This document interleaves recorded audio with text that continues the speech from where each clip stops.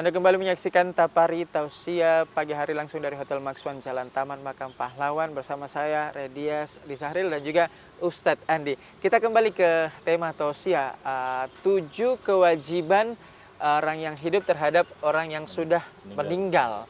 Ini unik sekali Ustadz ya. Ini baru ini temanya baru banget ini. Boleh dilanjutkan lagi tadi sejauh mana tausiahnya atau penjelasannya? Silakan. Baik, terima kasih. Jadi pada saat itu ketika orang meninggal dunia, ini kan malaikat Israel bertanya kepada Allah, ya Allah bagaimana caranya ini supaya saya bisa tahu bahwa orang ini meninggal dunia? Karena engkau yang mengetahui bahwa seluruh ajal manusia itu engkau yang mengetahui, Allah yang merahasiakan. Nah, makanya Allah katakan sesungguhnya akan datang tanda-tanda kepadamu. Nah, salah satu tanda itu tadi, jatuhnya daun itu di pangkuan malaikat pencabut nyawa, baru dia lihat.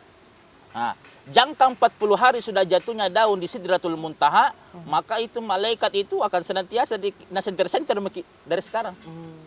Nah, begitu jangka 40 hari, nah, disitulah biasanya orang yang meninggal dunia itu kadang merasakan sesuatu yang aneh. Nah, kadang dia minta apalah, minta inilah dan sebagainya. Cuman nanti kita tersadar keluarganya, oh ternyata ini tanda-tanda kematiannya. Boleh saya bertanya nggak, Ustadz? Boleh, boleh. Nah, tadi kan disebutkan bahwa ada tanda-tanda biasanya itu 40 hari. Ya. Nah, ini pertanyaannya berdasarkan pengalaman sih. Ada temen nih yang beliau ini sudah meninggal, almarhumah itu sekitar 10 hari yang lalu. Sekitar 60 hari, 2 bulan sebelum meninggal, beliau itu ngecat. Kebetulan saya satu jurusan, satu tempat kuliah kemarin gitu ya, satu fakultas, satu komunitas gitu, cukup akrab. Dia ngecat saya via WA gitu. Tapi menurut saya chatnya itu aneh, karena dia minta maaf. Saya berpikir, kok kamu minta maaf? Kenapa? Ada salah apa? Terus dia bilang, saya juga titip maaf untuk semua teman-teman, saya mau pergi apa dan sebagainya, ya kan? Jadi saya bilang, saya cuma ini lelucon ya, saya menganggap itu lelucon kan Ustadz ya, ini bercanda tingkat tinggi lah, lelucon kayak gitu. Saya tidak berpikir sampai ke sana bahwa ini adalah tanda-tanda dan sebagainya. Tapi ini masanya dia 60, sekitar 60, perkiraan saya itu 60 hari bukan 40 hari. Apakah di sini 60 hari itu istilahnya memang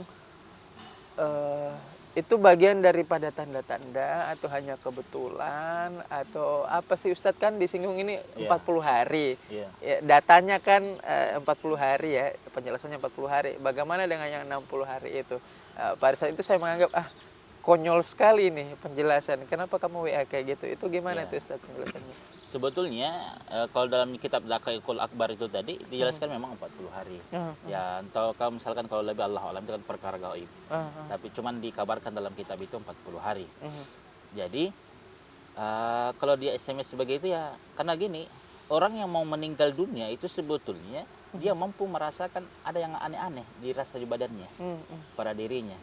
Cuman dia nggak tahu bahwa ini apa sebetulnya, apakah dia mau meninggal dunia atau bagaimana. Tapi bagi orang yang dikehendaki oleh Allah, diberikan sedikit pengetahuan oleh Allah, dia kadang ada yang tahu bahwa dia akan meninggal dunia. Tapi seperti itu. Oleh karena itulah biasanya ada tanda-tanda, ciri-ciri tersendiri. Nah, oleh karena itu begitu 40 hari datang itu malaikat. Karena ini malaikat sebetulnya, malaikat Israel, dia datang kita dalam satu hari saja. Itu bukan 10 kali. Bukan 20 kali, tapi berapa kali? 70 kali dalam sehari. Masya Allah. 70 kali. Itu berapa detik sekali, berapa menit sekali ya? Masya Allah. Jadi 70 kali, coba bayangkan. Jadi kita ini sebetulnya seandainya kita lini malaikat, tidak ada waktu untuk senantiasa berdoa, beribadah hanya kepada Allah. Tetapi kadang ya begitu tadi, karena malaikat itu tidak nampak, tidak kelihatan, makanya kita ya bilang sebentar pideh, ya. Makanya dunia ini kadang melalaikan ya. Ya, Masya Allah. Masya Allah. Ini 70 kali sehari. 70 kali. 70 bagi 24 deh. Aduh, itu berapa tuh? Aduh. Masya Allah. Masya Allah. Ini berarti memang tidak ada kesempatannya Ustadz ya untuk sebetulnya bisa dikatakan tidak ada kesempatan Ustadz ya. Artinya itu bisa jadi warning, peringatan bahwa senantiasa dalam 24 jam itu kita diawasi, dan idealnya adalah selayaknya sepatutnya kita memang melakukan segala sesuatu semaksimal mungkin hanya untuk kebaikan aja Ustadz ya. Karena kapan kita lengah sedangkan kita diintai 24 jam, kita berbuat tidak baik, itu bisa, aduh, nauzubillah ya, bisa kita tercabut nyawanya dalam kondisi kekufuran, kekafiran, kondisi yang tidak baik, menjadi orang yang jahat. Ini aduh, bisa betul-betul kontemplasi banget Ustadz ini ya. Itu bisa dijelasin nggak ya itu, atau mungkin saran-saran ke pemirsa di rumah itu sebaiknya 24 jam itu gimana sih untuk meningkatkan mawas diri kita kepada Allah Subhanahu wa taala Ustaz? Sedangkan kita diintai ini untuk kematian itu 70 kali dalam 24 jam Ustaz. Ya, baik. Para pemirsa Net TV yang insya Allah dimuliakan dari rahmat Allah Subhanahu wa taala. Jadi di dunia ini tidak ada yang tidak pasti kecuali satu. Apa itu? Kematian. Betul. Hari ini ada orang yang bercita-cita ingin jadi bupati, belum tentu dia akan jadi bupati. Betul. Ini ada orang bercita-cita ingin jadi anggota DPR legislatif, belum tentu dia akan jadi anggota DPR. Bahkan ada orang yang ingin bercita-cita jadi kepala desa, belum tentu dia akan jadi kepala desa. Tetapi kalau kematian pasti akan terjadi. Nah, oleh karena itu para pemirsa sekalian Net TV, mari kita memperbanyak amal kita, bekal kita. Contohnya, kita di Makassar mau pulang kampung ke Kajang, Bulukumba. Yang harus kita persiapkan itu bekal, ya, bekal. Ya, yang paling penting uangnya, wani piro. Ya. Kalau itu tidak ada, maka yakin dan percaya sampai ke titik tujuan kita, maka kita akan sengsara. Karena kita tidak menyiapkan bekal. Begitupun dengan hidup ini. Di dunia ini hanya tempat meninggal, tapi bukan tempat tinggal. Nah, sekalian. Jadi tempat persinggahan ya. Tempat persinggahan saja. Jadi dunia ini hanya tempat persinggahan, tempat meninggal, tapi bukan tempat tinggal. Tempat tinggal kita di mana? Itu adalah kampung akhirat selama-lamanya.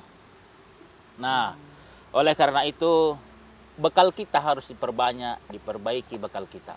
Bekal kita apa diantaranya? Yang paling penting adalah sholat kita. Insya Allah kalau sholatnya bagus, maka yang lain juga ikut bagus. Kalau sholatnya saja tidak bagus, maka yakin dan percaya sholatnya juga, yang amal-amal lainnya pun juga bermasalah. Karena kenapa? Sholat itu miftahul jannah. Bahwa sholat itu adalah pembuka pintu surga. Nah, kuncinya pintu surga.